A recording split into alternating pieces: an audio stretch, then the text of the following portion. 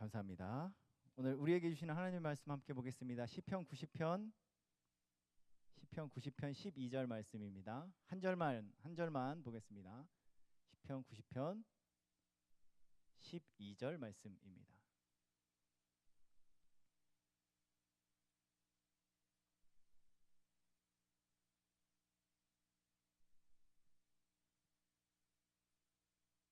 시편 90편 12절 말씀. 다 찾으신 줄 알고 함께 읽도록 하겠습니다.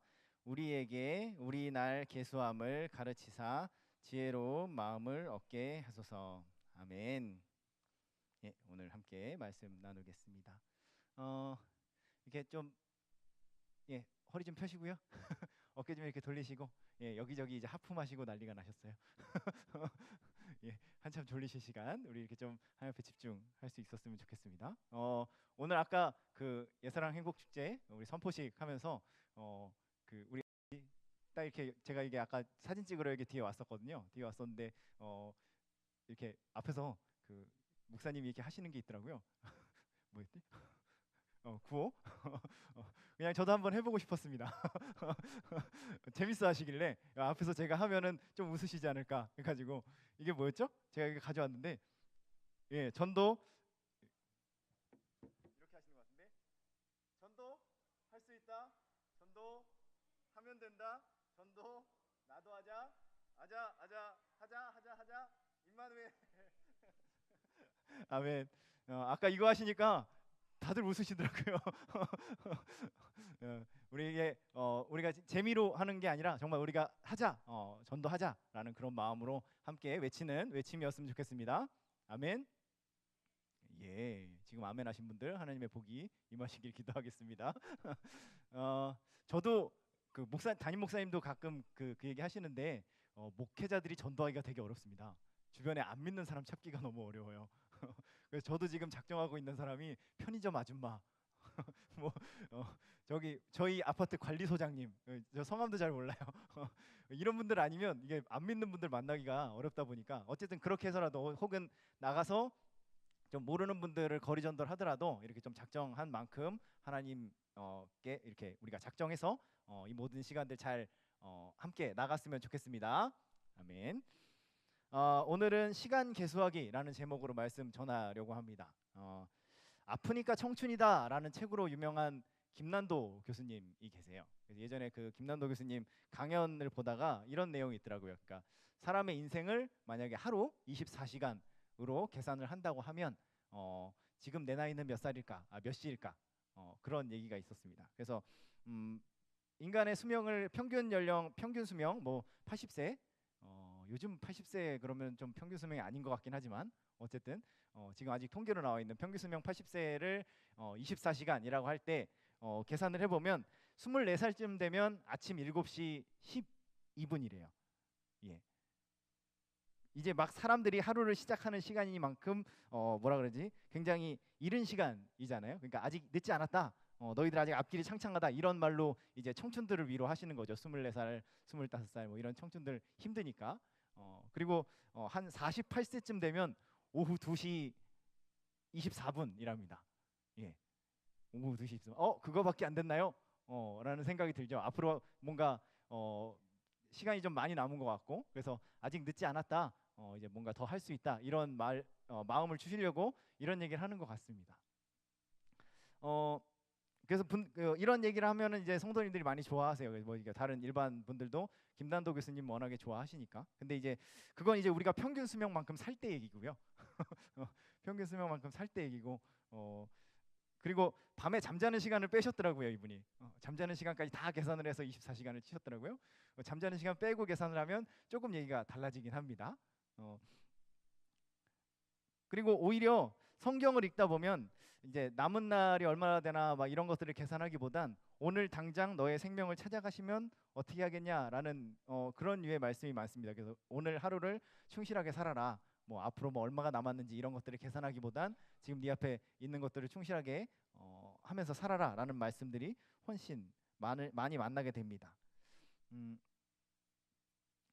이렇게 우리가 삶을 대하는 우리가 시간을 계산하는 방법은 뭐 이런저런 상황이나 어떤 생각에 따라서 많이 다양하게 달라지기도 합니다. 그래서 그 달라지는 시간에 대한 생각들에 따라서 우리 삶에 대한 태도가 많이 바뀌기도 하죠.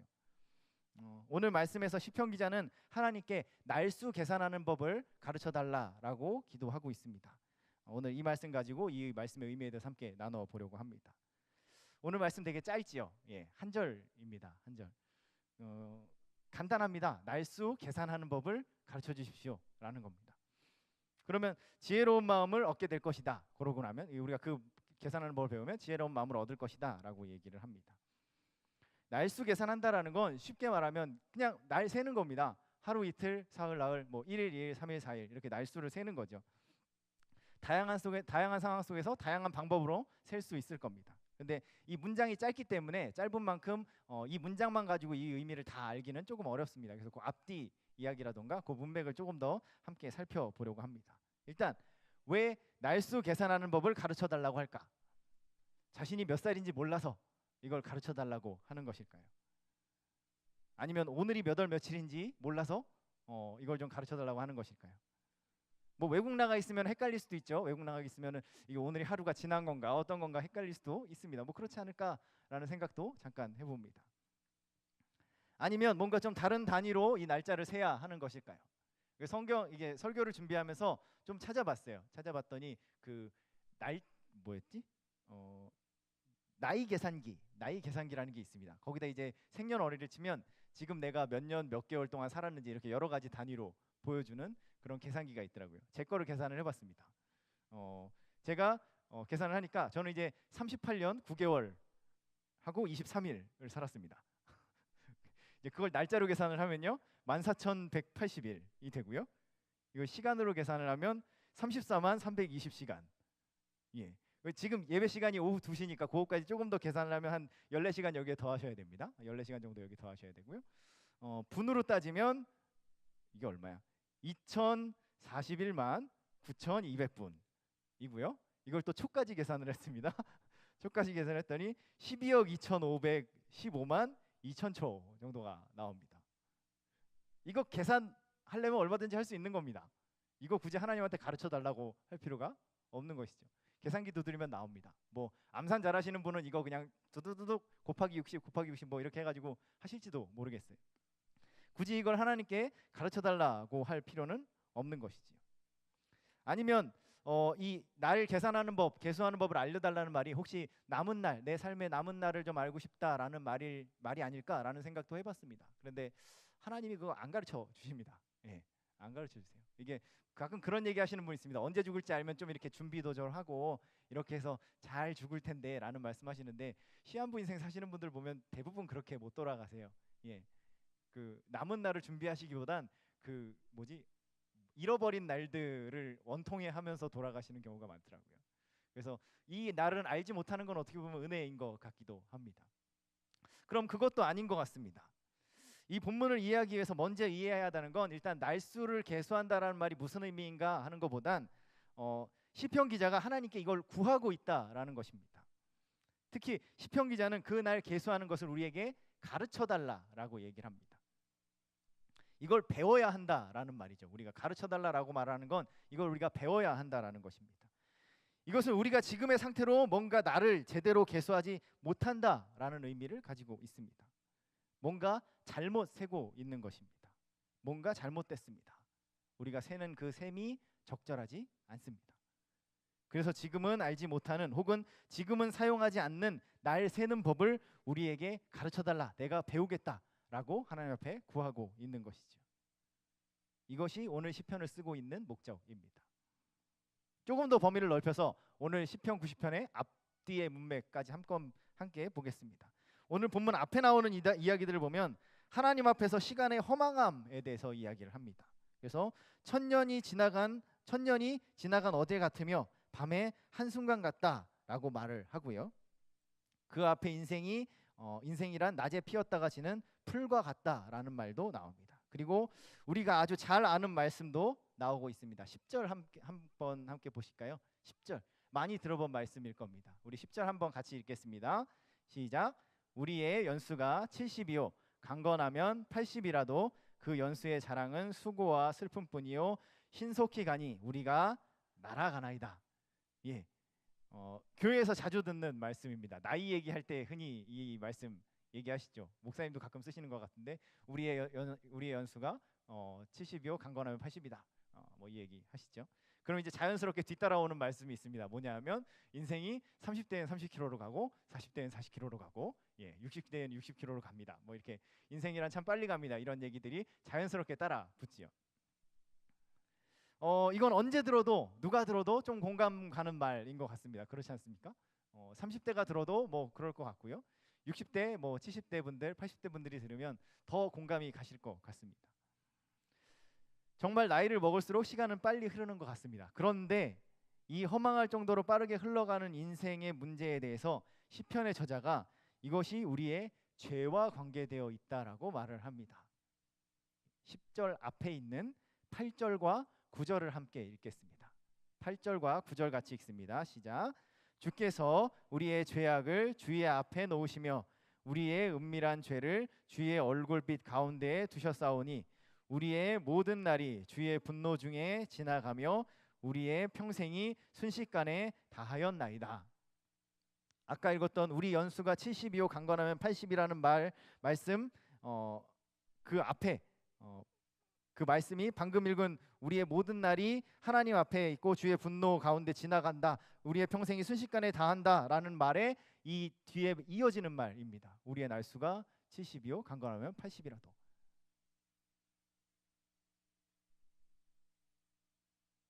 이 말은 우리의 연수가 70이고 강건하면 80이라고 생각하면서 그것이 날아가는 것처럼 빨리 간다고 느끼는 이유가 우리의 죄와 연결되어 있음을 이야기하고 있는 것입니다. 우리의 평생이 순식간에 다하는 것은 우리의 모든 날이 주의 분노 중에 지나가고 있기 때문인 것이지요. 마치 뜨거운 태양 아래 연약한 풀처럼 아침에 피었다가 지고 마는 것이 우리의 인생이라는 것입니다. 이처럼 우리의 인생의 시간이 빨리 흘러가는 것은 우리의 죄 때문입니다. 애초에 제한된 시간을 인간이 살게 된 것이 인류의 죄 때문임을 우리는 성경을 통해서 많이 읽으셨을 것입니다. 이 땅에 죄가 생겨나면서부터 돌아올 수 없는 막다른 곳을 향해 인간은 걷기 시작합니다. 우리의 연수가 70이요 강건하면 80이 된 것은 선악과를 따먹었던 인간이 에덴 동산으로부터 쫓겨났던 그날의 사건 때문인 것이죠. 이처럼 죄로 인해 죽음에 이르는 인간의 상황에 대해서 바울은 이렇게 말합니다. 그러므로 한 사람으로 말미암아 죄가 세상에 들어오고 죄로 말미암아 사망이 들어왔나니 이와 같이 모든 사람이 죄를 지었으므로 사망이 모든 사람에게 이르렀도다. 죄로 인해 죽음이 우리 삶에 들어오고 그 죽음을 향해 달려가는 인생은 죽음이 가까워올수록 그 시간이 더 빠르게 소모되고 있다라고 느낄 수밖에 없는 것이죠. 그렇다면 우리는 이 맥락 속에서 시편 90편을 읽어 나갈 때 아까 말했던 우리의 연수가 70이고 강건하면 80이라는 말이 그냥 참 인생 빠르구나 라는 공감을 하기 위해서 우리에게 말하고 있는 것이 아니라는 것을 이해하셔야 됩니다. 그것은 공감한다는 것, 그것을 공감한다라는 것, 우리가 그 말이 정말 공감된다라고 말하는 건 우리 또한 그 죄의 영향 아래에 있다라는 것을 보여주는 것입니다. 아까 앞에서 시편 기자가 우리의 날수 계산하는 법을 가르쳐 달라고 구하는 이유가 우리가 그 날수 계산을 잘못하고 있기 때문이라고 말씀드렸습니다. 그 이유가 바로 여기에 있습니다. 우리의 연수가 70이요 강건하면 80이라서 날아가듯 빠르게 흐른다라는 그 시간 계산 자체가 잘못된 계산이라는 것입니다. 이것은 정말 그렇구나라고 공감해야 될 말씀이 아니라 그렇게 허무하게 사라져가는 인생이 죄의 결과임을 깨달아야 한다라는 것입니다. 그러기 위해서 우리의 연수가 70이요 강건하면 80이라고 이야기하는 것이죠. 사극 같은 데 보면 이제 왕들이 달력 가지고 이제 전쟁을 하는 이게 막 이렇게 뭐 정치적인 암투를 벌이는 그런 내용들이 많이 나옵니다. 뭐 예를 들면 중국의 달력을 이렇게 쓰고 있다가 우리나라만의 달력을 만들어야 해 막 그러면서 중국에서 뭐 안 됩니다 막 이거 중국을 이렇게 편들어주는 이제 신하들이 전하 그러시면 아니 되옵니다 뭐죠 뭐 큰 나라에 대한 예의를 뭐 그러시면 아니 됩니다 막 이런 거 있죠. 대국에 대한 어쩌 뭐 그런 얘기가 나옵니다. 그럼 이제 또 그 자주적인 나라를 세우려는 사람은 전하 우리 나라가 뭐 국권이 서야 합니다 이러면서 이렇게 서로 싸웁니다. 예, 그런 내용들이 많이 나옵니다. 막 정치적인 암투가 일어나고 누구를 죽이고 막 그래요. 예전에 봤던 그 드라마 중에 뭐죠? 미실 나오는 거 선덕여왕, 예, 선덕여왕이죠. 예. 저는 기억을 합니다. 그 드라마를 재밌게 봤기 때문에. 근데 거기 보면 이제 미실이랑 선덕여왕이 그 일식 일어나는 거 가지고 이제 싸웁니다. 그러다 이제 되게 그 큰 권세를 잡고 있던 미실이 선덕여왕한테 그 싸움에서 지지요.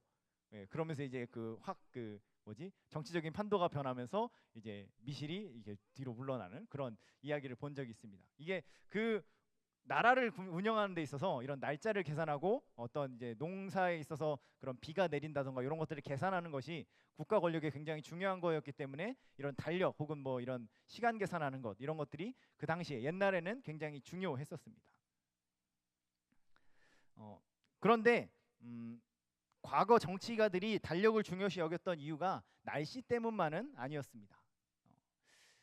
로마의 초대 집정관이었던 율리우스라는 사람이 있었는데요. 이 사람이 로마를 처음 다스리기 시작할 때쯤의 이야기를 하나 해드리겠습니다. 로마에서는 지금 우리가 쓰는 달력에서 3월 1일에 해당하는 날이 원래 1월 1일이었습니다. 그러면 지금 우리가 이거 계산이 되시나요? 지금 우리가 2월 1일인 날은 그 나라에서는 몇 월 며칠이었을까요? 12월 1일이었죠. 그러면 저도 지금 계산이 안 되네요. 지금 1월 1일에 해당하는 날은 거기선 몇 월 며칠이었을까요? 11월 1일이었습니다. 한 2달 정도 거기가 원래 빨랐습니다. 로마가 원래 빨랐습니다. 근데 이제 로마 집정관이 되려고 율리우스가 로마 집정관이 되려고 하는데 로마 집정관이 되려고 하는데 이게 못 기다리겠는 겁니다. 빨리 이제 내가 집정관이 돼서 이 나라를 다스려야 되는데 1월 1일까지 못 기다리겠는 거예요. 그래서 11월 1일 날 그냥 뭐지? 자기가 집정관이 되면서 자 오늘부터 1월 1일이야 해버렸습니다. 예, 그래서 생긴 달력이 지금 우리가 쓰고 있는 달력입니다. 예, 원래 로마는 지금 우리보다 2달 정도 뒤에 그러니까 2달 정도 뒤 늦은 달력을 썼었는데 그때 그 사람이 율리우스가 자기가 11월 1일 날 왕이 그 집정관이 되면서 오늘부터 1월 1일이야라고 하면서 양력 날짜를 정해버렸습니다. 그러면서 지금 그 당시에 사람들이 3월 1일에 쓰던 날이 계산이 맞나요? 저도 헷갈리네요. 어쨌든 딴 날이었던 원래 지금까지 얼마 전까지만 해도 11월 1일이었던 날이 갑자기 오늘부터 1월 1일이랍니다. 사람들이 헷갈리겠죠.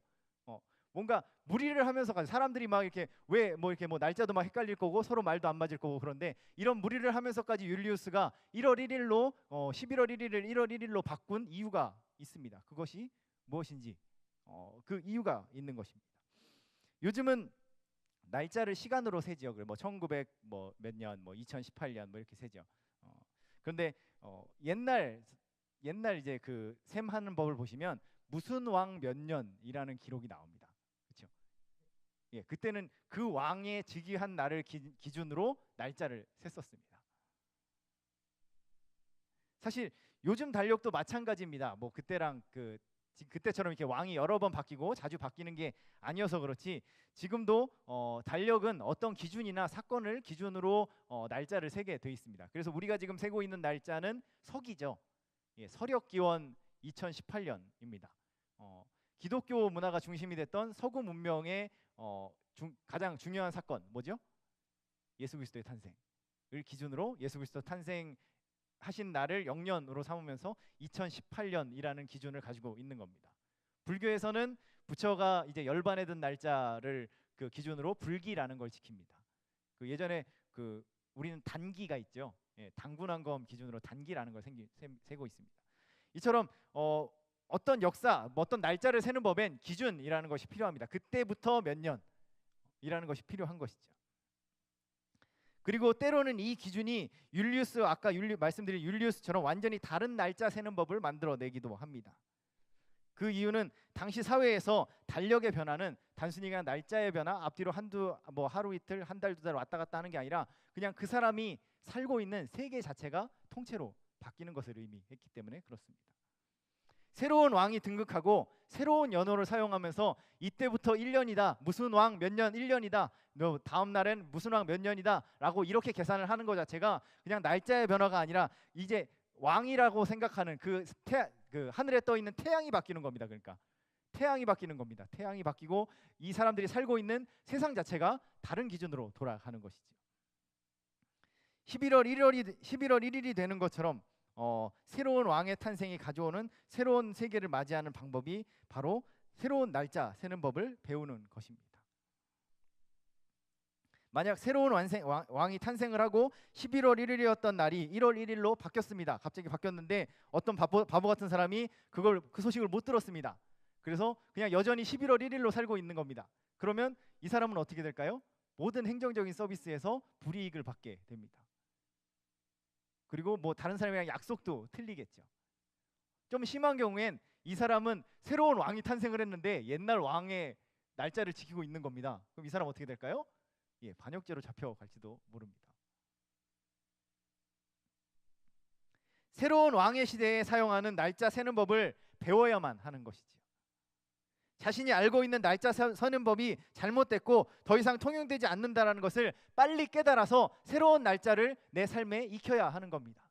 그래야지 그 새로운 왕이 다스리는 나라에서 살 수가 있습니다. 빵도 얻어먹고 뭐 고기도 얻어먹고 세금을 낼 때도 그날에 제각제각 낼 수가 있는 것이죠.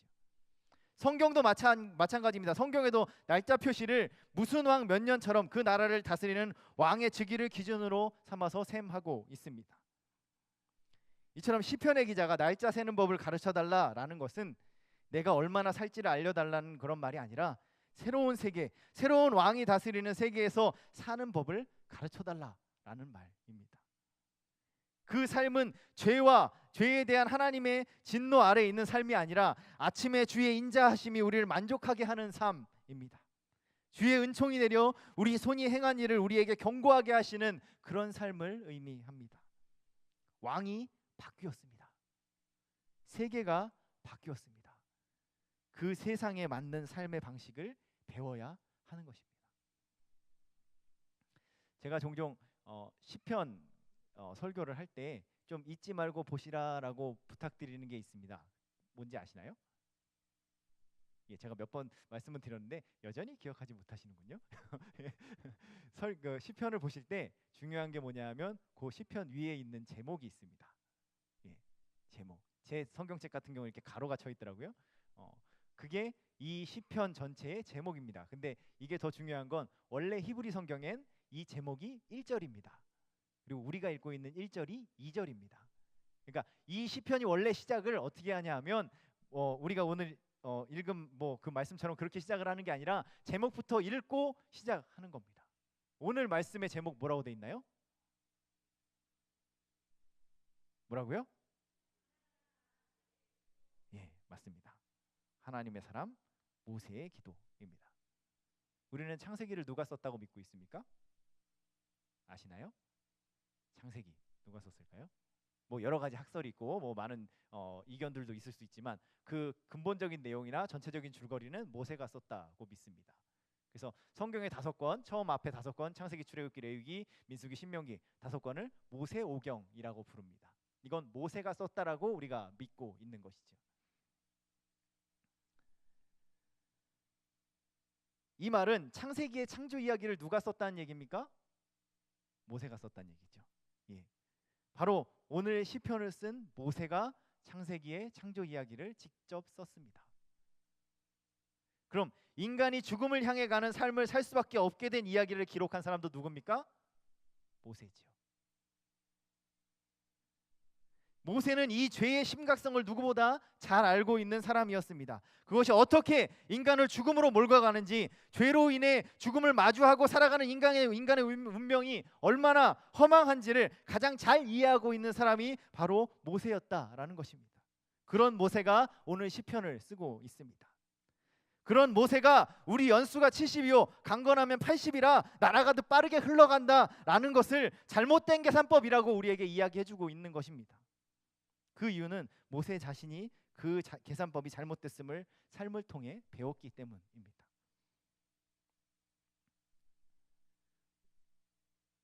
왜 모세가 이 계산법이 잘못됐다고 말할까요? 모세가 80세에 뭐 했습니까? 아시나요?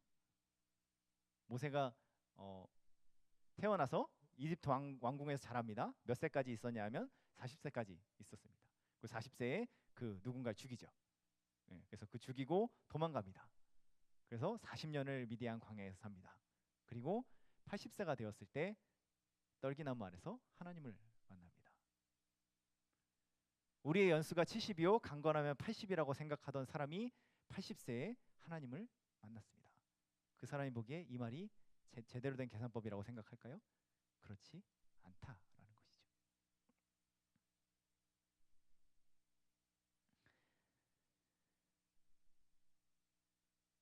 40세에 사람을 죽이는 실수를 범하고 미디안 광야에 스며들어서 40년을 죽음 듯이 살았습니다. 뭐 아무것도 못하고 그 사이에 어떤 삶을 살았는지 기록도 없습니다.